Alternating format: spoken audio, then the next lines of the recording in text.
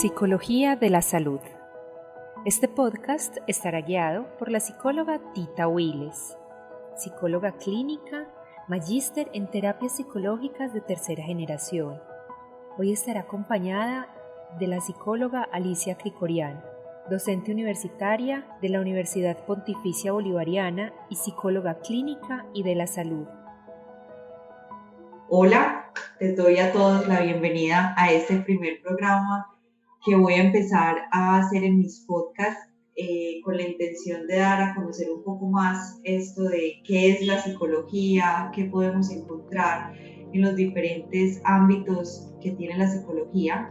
Y quiero empezar estos temas con un área de la psicología poco conocida, pero bien importante y que cada vez creo que va a sumar mucho en estos momentos en los que nos encontramos, en donde le estamos dando mayor importancia a la salud física, pero sobre todo a la salud mental. Es por eso entonces que quise comenzar con una invitada a quien quiero mucho, admiro supremamente, que tuve la fortuna de tener como profesora de práctica.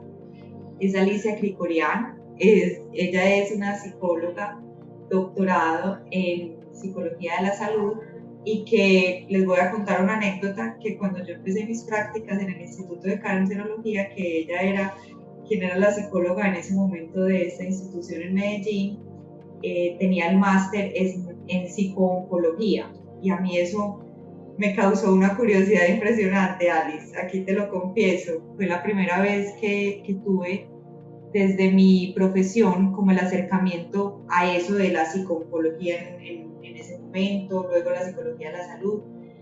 Te doy entonces la bienvenida y de una vez también como hacer esa introducción de qué es eso de la psicología de la salud.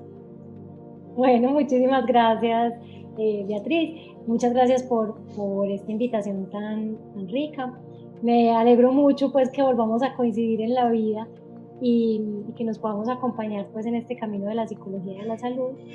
Y bueno, pues a ver, ¿qué te puedo decir de la psicología de la salud? Es un campo de aplicación de la psicología a todos los procesos de salud e enfermedad de las personas. Es un campo pues bastante amplio que lleva a que se identifiquen cuáles son todos esos procesos o factores psicológicos que inciden en el mantenimiento de la salud, ¿cierto? Cuando las poblaciones están saludables, qué es lo que hacen las personas y cuáles son esos fenómenos pues, que ocurren o cuáles son los factores que influyen en que ellos se mantengan saludables, que puede facilitar prevenir la enfermedad y luego cuando las personas se enferman, pues cuáles son esos factores psicológicos que impactan en la enfermedad, tanto en la adaptación como en la progresión o no, ¿cierto? O el control de la enfermedad. Incluso la psicología de la salud va también, digamos, hasta la última trayectoria de este proceso de salud de enfermedad, y es que cuando las enfermedades pues siguen su curso y son enfermedades crónicas que van progresando y que causan la muerte, pues la psicología de la salud también acompaña en ese proceso de paliación, ¿cierto? Entendiendo que ya no hay posibilidades de rehabilitación. Ok, o sea que vemos que atraviesa varios momentos de nuestra vida, de la enfermedad como tal. Incluso también entonces hablamos no solo de la afectación o que la intervención va a ser con la persona que presenta alguna enfermedad, sino también de pronto las personas que lo acompañan. Claro, o sea, cuando uno habla de la psicología de la salud, realmente son todos esos factores psicosociales que influyen en todo ese proceso de salud y enfermedad, ¿cierto? Desde que estamos saludables hasta que nos enfermamos e incluso morimos. Y obviamente, pues el apoyo social, el impacto familiar, las variables sociales, ¿cierto? Que nos afectan, incluso variables culturales, hacen parte, pues, como del interés de la psicología de la salud.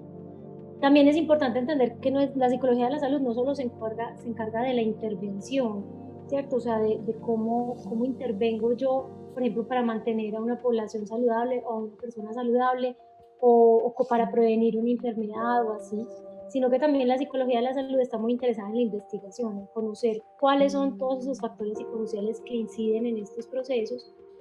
Y otra cosa súper interesante en la psicología de la salud es que no se restringe a la atención a pacientes, sino que la psicología de la salud realmente impacta en diferentes ámbitos, ¿cierto? En el ámbito, por ejemplo, educativo, en el ámbito laboral, en el ámbito de la salud pública, en el ámbito clínico, ¿cierto? Que ese sería como el campo más específico de la psicología clínica de la salud.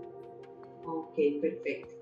Sí, porque digamos que desde la práctica, yo que trabajo en el entorno de atención individual en la psicología clínica, a veces existe como esa pregunta de, usted es psicóloga clínica, y pienso que ahora entonces también quienes nos estén escuchando van a empezar a decir, pero entonces la psicóloga que yo veo en el consultorio, cuando voy a una cita con psicología, ella también es psicóloga de la salud. ¿Cómo los podríamos orientar un poco a estas personas que, pues, que digamos no tienen mucho conocimiento frente al tema?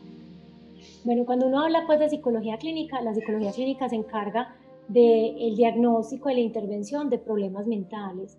¿Listo?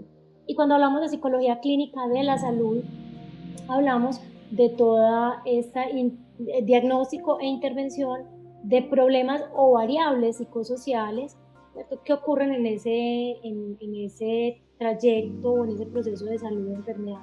Entonces, los psicólogos clínicos de la salud, pues básicamente lo que hacemos es evaluar, ¿cierto?, las condiciones psicosociales de las personas que están, por ejemplo, enfrentando enfermedades o que tienen riesgo de enfermar, o que quieren mantener sus procesos de salud.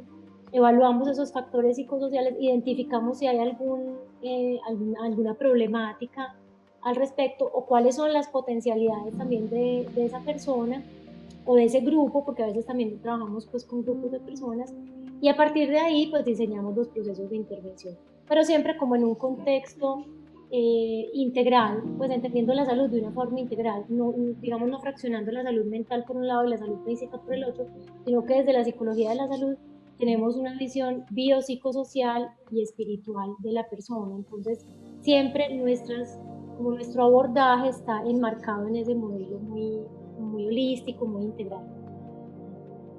Desde tu experiencia, ¿cómo nos podrías decir tú que la psicología afecta la salud de las personas? Bueno, pues de muchas maneras, ¿cierto? O sea, cuando uno habla por ejemplo, están bien conocidos los determinantes sociales de la salud y la enfermedad. Hoy sabemos que el lugar, por ejemplo, donde una persona viva, las condiciones en las que vive, pues influyen en sus procesos de salud y enfermedad. Por ejemplo, sabemos que la pobreza está muy relacionada con la enfermedad, pero al mismo tiempo la enfermedad está relacionada con la pobreza. Es decir, cuando una persona tiene condiciones eh, socioeconómicos, pues, digamos, más deteriorados, más bajos, tiene más riesgo de enfermar. Pero al mismo tiempo, cuando una persona se enferma, tiene más riesgo de empobrecerse. Entonces es una relación circular muy importante. También las personas hacen elecciones, eligen dónde van a vivir, cuáles son las condiciones de su vivienda, por ejemplo, ¿cierto? El cuidado que tienen de su entorno influye en los procesos de salud y enfermedad. También las elecciones que hacen o las posibilidades que tienen a nivel laboral influyen en esos procesos de salud y enfermedad.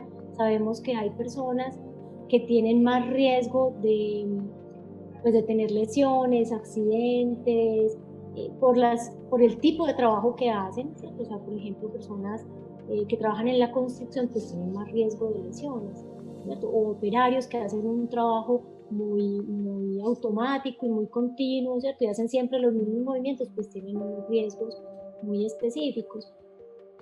Pero luego también la forma en que la persona elige vivir esas condiciones laborales influye en su proceso de salud y enfermedad. Por ejemplo, yo puedo trabajar en un ámbito riesgoso, pero utilizar todos los dispositivos de cuidado, ¿cierto? Y de seguridad en el trabajo. Por ejemplo, me pongo un casco, me pongo guantes, me pongo, bueno, ¿cierto? Hago todas las recomendaciones que me hacen y con eso yo cuido mi salud. Otras personas no lo hacen. Entonces, la psicología de la salud se pregunta ese tipo de cuestiones.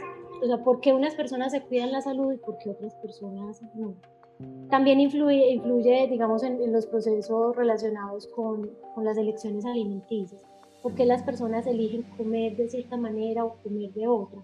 ¿Cierto? Y por qué algunos tienen más facilidad para cambiar sus hábitos alimenticios que otros. Hoy sabemos pues, que los hábitos alimenticios son muy importantes y que constituyen un factor de riesgo o de protección para la salud, muy importante, incluso en personas que ya tengan problemas de salud, ¿cierto? En personas que enfrenten enfermedades crónicas.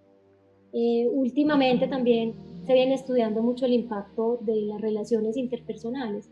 ¿Cierto? Hemos creído que el apoyo social pues, simplemente disminuye el estrés, pero hoy sabemos que no es solo que disminuya el estrés, sino que las personas que están solas y que se sienten solas tienen muchísimo más riesgo de enfermar y de morir, ¿cierto? Solamente por el factor relacionado con la soledad. Entonces, la psicología de la salud pues, estudia este tipo de fenómenos. Ok. Pues los estudia porque, como nos decías tú, pues una de las áreas en las que se dedica es la investigación, pero también en el tema de intervención. Tú nos hablabas de programas de prevención, promoción. Cuéntanos un poco más sobre cómo sería ese papel que desempeña la psicología de la salud. Bueno, entonces, digamos, el psicólogo de la salud, pues lo primero que hace es identificar esos factores psicosociales que pueden estar influyendo en esta problemática que está abordando, ¿cierto? Cualquiera que sea en esta trayectoria que les comenté, pues desde la promoción de la salud o la prevención primaria, secundaria, terciaria y la paliación. Entonces, supongamos que yo estoy trabajando con personas que tienen riesgo de sufrir cáncer, ¿cierto? O que tienen ya un diagnóstico de cáncer y están enfrentando tratamientos, pues yo lo que hago es una primera evaluación de cuáles son esos factores psicosociales que pueden influir en su adaptación a las circunstancias, en su autocuidado, en el malestar emocional que se genere en torno a esta enfermedad, el impacto familiar que esto pueda tener, ¿cierto? Y una vez que yo hago la evaluación y detecto fortalezas y detecto también riesgos, entonces empiezo a hacer esa intervención. Una cosa súper interesante también de la psicología de la salud es que la mirada no es solo una mirada patológica, ¿cierto? O sea, no es solo una mirada desde lo que está funcionando mal, dónde está el problema, sino que también tenemos una mirada de cuáles son los factores de protección, cuáles son las fortalezas de la persona, cuáles son sus habilidades, sus competencias para adaptarse, para enfrentar. Y al mezclar esto, hacemos intervenciones que digamos que pueden ser mucho más sólidas o mucho más equilibradas. Okay.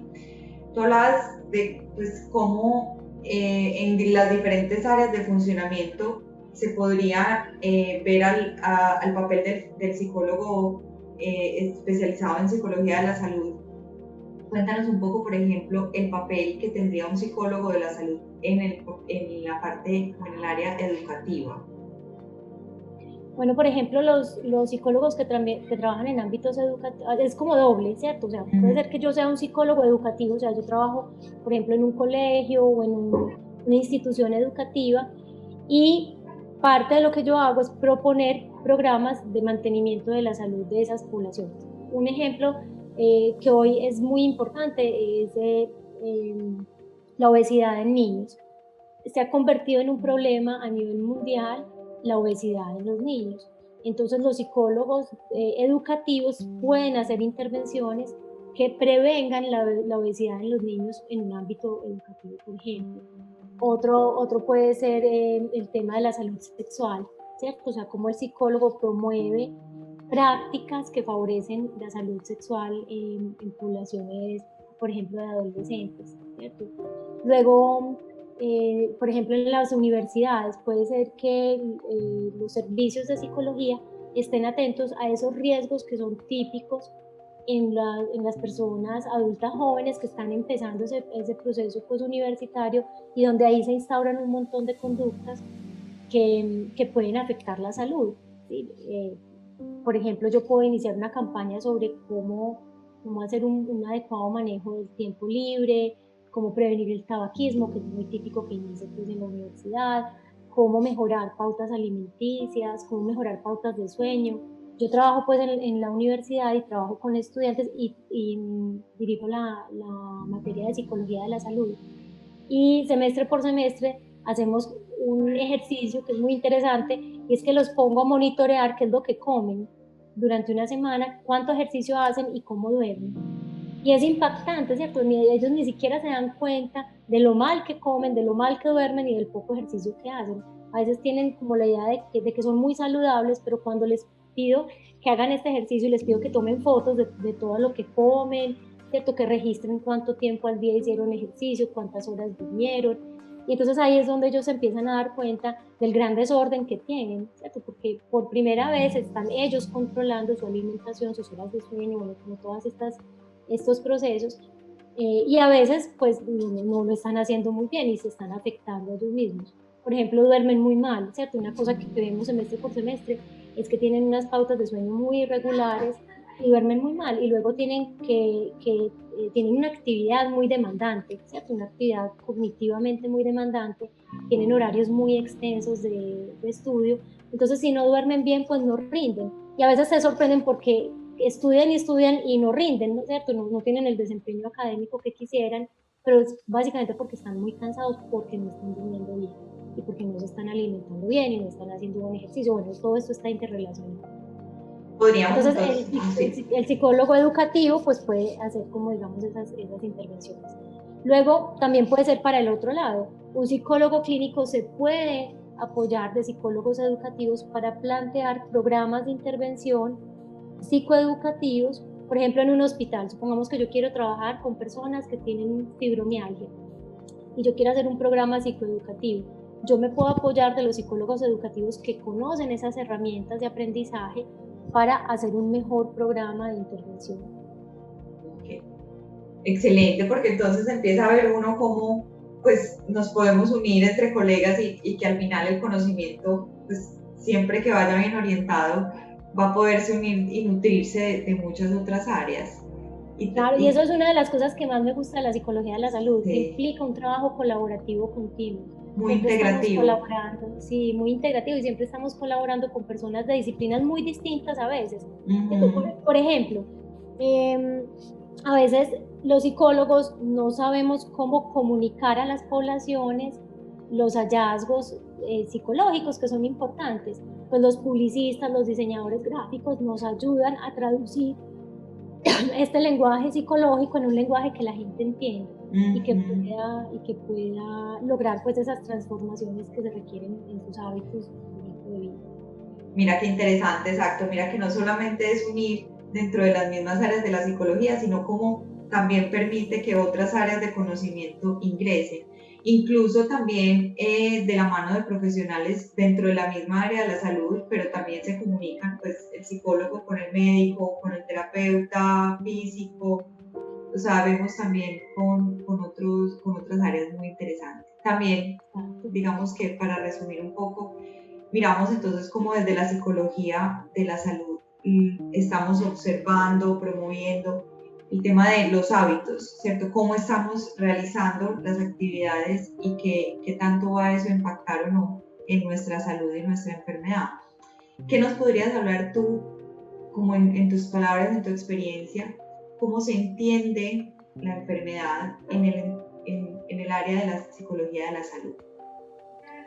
Bueno, pues cuando hablamos de enfermedad, hay como una definición clásica, ¿cierto? Que la salud es la ausencia de enfermedad, pero realmente esto no es así. Una persona que pueda tener una enfermedad puede sentirse muy saludable, ¿cierto? Y al contrario, yo puedo sentirme muy enfermo y no tener ninguna enfermedad de base. Cuando nosotros hablamos de la enfermedad tiene que ver no solo con las alteraciones que pueden ocurrir a nivel fisiológico, biológico, o de todos estos sistemas pues orgánicos, sino también la percepción de los malestares que pueden surgir a partir de esas alteraciones. Incluso hay algunas problemáticas como el dolor crónico, donde la percepción que la persona tenga es incluso muchísimo más importante que la alteración que haya de base, ¿cierto?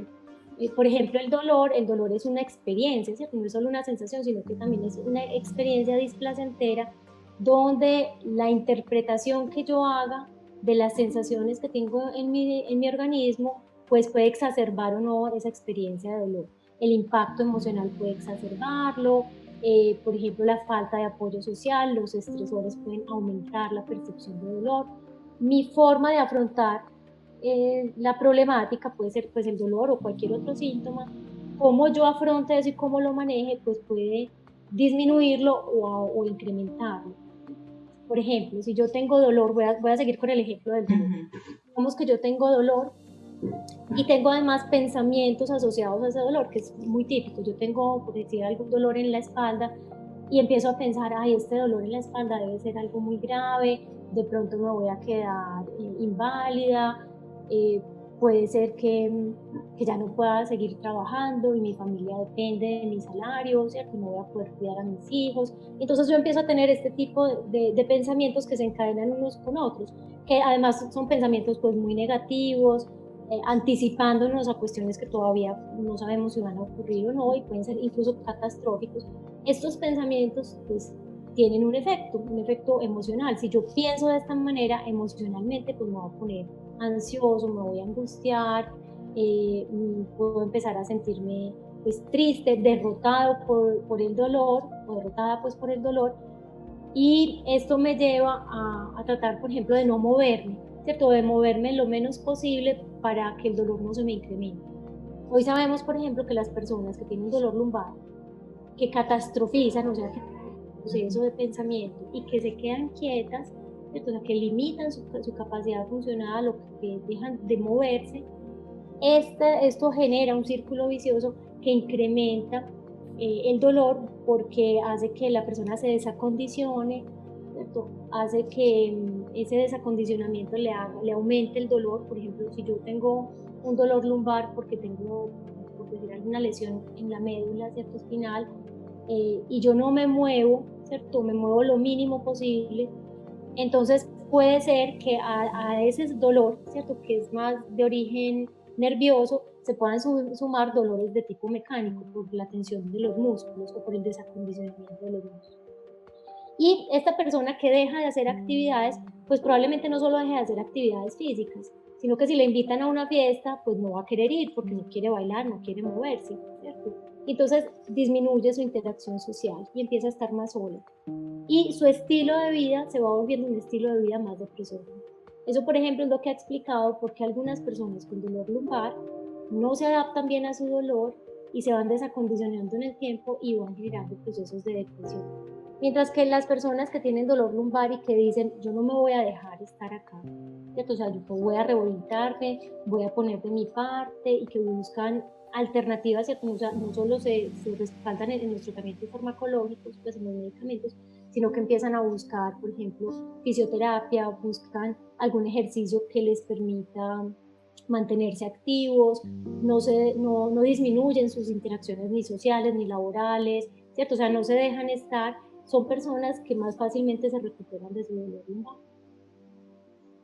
En otras enfermedades también entonces que tienen impacto, que no solamente impactan a la persona, sino que también impacta a la familia, ¿cómo vendría a ser también el papel del psicólogo de la salud en ese cuidar a esas personas que están con el enfermo? Bueno, pues por ejemplo, vamos a tomar el caso del cáncer, ¿cierto? Bueno, yo, como tú dijiste antes, yo soy psicóloga, o sea, me entrené para intervenir los aspectos psicológicos en pacientes y familias pues, que enfrentan el cáncer. Pues el cáncer de por sí tiene un significado social muy negativo, ¿cierto? Y cuando una persona enfrenta el cáncer, y no solo la persona, sino su familia, pues lo primero que hay es una idea de que hay posibilidad de morir, ¿cierto? O sea, eso es lo primero que viene a la mente. Es posible que yo me muera o que mi ser querido se muera, o que sufra mucho o que tenga mucho dolor, como por este imaginario cultural que tenemos del cáncer. Y entonces esto genera pues procesos de adaptación. La persona que enfrenta el cáncer puede sentirse, típicamente se sienten muy ansiosos al principio, están muy asustados, tienen mucho desconocimiento de su enfermedad. Entonces, desde el punto de vista de la psicología, ¿cierto? El psicólogo en este caso, que sería una rama más especializada en la psicología clínica de la salud, el psicólogo en este caso puede acompañar a la persona apoyando, ¿cierto? Estos procesos de información, de conocimiento sobre el cáncer, sobre sus tratamientos, identificar creencias que pudieran ser erróneas, ¿cierto? En torno al cáncer, acompañarlo en la adaptación a todos los retos que implica el tratamiento. Por ejemplo, si yo enfrento una quimioterapia que me puede producir la caída del pelo, entonces yo cómo me adapto a la caída del pelo, ¿cierto? ¿Cómo voy a enfrentar ese reto que me pone la enfermedad?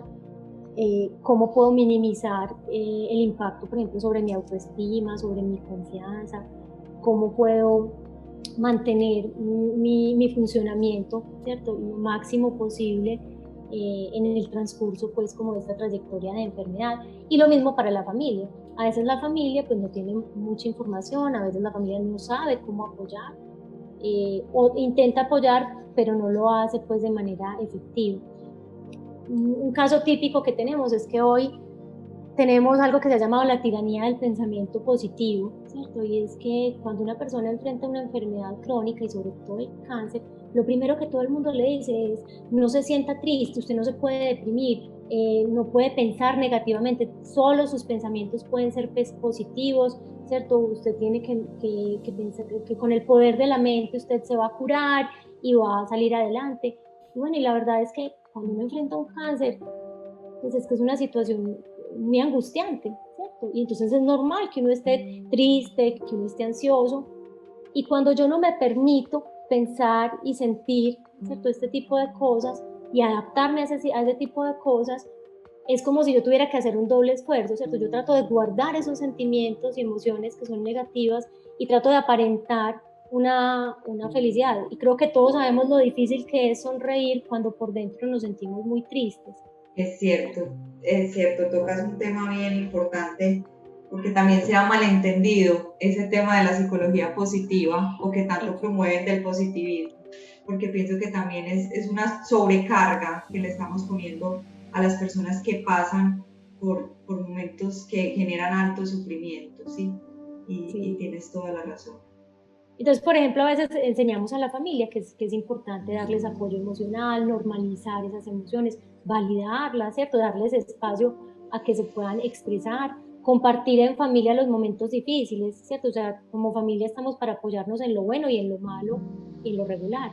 Entonces, si nos estamos apoyando en lo malo, pues que todos podamos llorar juntos, ¿cierto? O expresar nuestra angustia juntos y luego salir juntos de eso, ¿cierto? No se trata de quedarnos ahí, sino que juntos podamos apoyarnos y ser un sistema de apoyo mutuo para poder enfrentar, pues, todo lo que implica la enfermedad, sus tratamientos, a veces la progresión de la enfermedad, la cercanía de la muerte. Oyéndote, veo como entonces lo que hay para hacer siempre es mucho, ¿cierto? Uno a veces se limita o a veces por el diagnóstico o por el pronóstico o por esos mitos que tenemos frente a lo que es la salud, frente a lo que es la enfermedad, pero en realidad vemos que el trabajo es pues en conjunto, que como psicólogos podemos definitivamente impactar en el antes, durante, después, mejor dicho, el papel a jugar es muchísimo el que tenemos. Sí, y la verdad yo me siento muy contenta porque he tenido la oportunidad pues, en los años que he estado trabajando de intervenir como en diferentes áreas de la psicología de la salud, no solo con diferentes problemáticas de salud, pues he trabajado con pacientes que tienen dolor crónico, que tienen cáncer, que tienen insuficiencia renal, VIH, SIDA, que enfrentan, bueno, o sea, patologías muy diversas, casi siempre crónicas, en mi caso. Pero además he logrado también trabajar desde la investigación, ¿cierto? Esto ha sido como un tema que a mí me ha gustado mucho y entonces hemos logrado hacer procesos de investigación en psicología de la salud muy interesantes. Y ahora más recientemente hemos empezado a trabajar en un área de la psicología de la salud que impacta como lo sociocultural, ¿cierto? Y es que tenemos un proyecto más de tipo comunitario para fortalecer redes de apoyo a las personas, acompañar y apoyar a los cuidadores de personas pues, que tienen dependencia de cuidado. Entonces ha sido muy interesante porque he tenido la oportunidad pues de ejercer desde el ámbito clínico y hospitalario, desde lo investigativo. Un poquito hemos tocado cosas de salud pública, ahora estamos pues con esto más social comunitario. Entonces que eso, digamos, la vida me ha dado la oportunidad pues de poder tocar la psicología de la salud y moverme en la psicología de la salud pues, de muchas maneras, y ha sido muy enriquecedor. Excelente, me encanta cómo muestras entonces el papel del psicólogo de manera muy dinámica, no solo el que está en el consultorio, no solo el que aplica pruebas, sino que también mira todo el impacto que puede tener. Bueno, y no hemos hablado de un campo, pues también, que el psicólogo de la salud no solo apoya a los pacientes y familias que enfrentan enfermedades, también apoyamos a los mismos equipos que ayudan a esos pacientes y familias, ¿sí? Nosotros también ejercemos una labor importante con el equipo asistencial de apoyo al estrés, de prevención del burnout del personal, por ejemplo, de salud. Ahorita precisamente estamos haciendo una investigación sobre los niveles de empatía y burnout y cómo esos niveles pueden irse cambiando a lo largo de la formación médica, ¿cierto? En estudiantes de primeros años, cuando ya están más avanzados, en profesionales médicos, ¿cierto? Y estamos tratando de ver esto cómo evoluciona y cómo se relaciona una variable con la otra. Claro, tú también tocas un tema, sí, tienes toda la razón. También, por ejemplo, desde la psicología de la salud se le dan herramientas a ese profesional para acercarse de una mejor manera a ese paciente, ¿sí? Es todo lo que tiene que ver con comunicación de malas noticias, todo lo que de pronto en el entrenamiento médico solo se focalizan en más en curar esa enfermedad o tener en cuenta los tratamientos específicos, pero de pronto ese trato humano o ese aspecto más personal, también desde la psicología de la salud, se apoya en esas herramientas que como psicólogos tenemos. Sí, por ejemplo, de hecho, ahorita en la Clínica Universitaria Bolivariana en Medellín, he estado colaborando con el equipo psicosocial de la clínica para capacitar al personal en comunicación de malas noticias en el contexto COVID, ¿cierto? Que ha habido pues malas noticias, ¿cierto? Y que no siempre la gente está capacitada para dar estas malas noticias y para abordar todo el malestar emocional pues, que se deriva, o las crisis emocionales que se pueden derivar de lo que está pasando. Entonces hemos hecho capacitación de cómo dar malas noticias, cómo abordar esas emociones, ¿cierto? Que pueden aparecer y que se pueden incrementar.